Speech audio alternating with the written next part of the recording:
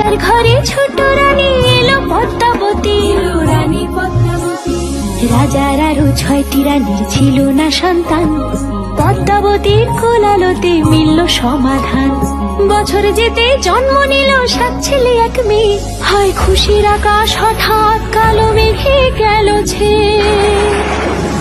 হিংসেতে যায় জ্বলে পুড়ে বাকি 6টি রানী, যুক্তি করে ঘটায় ওরা 7 কুমারের হানি।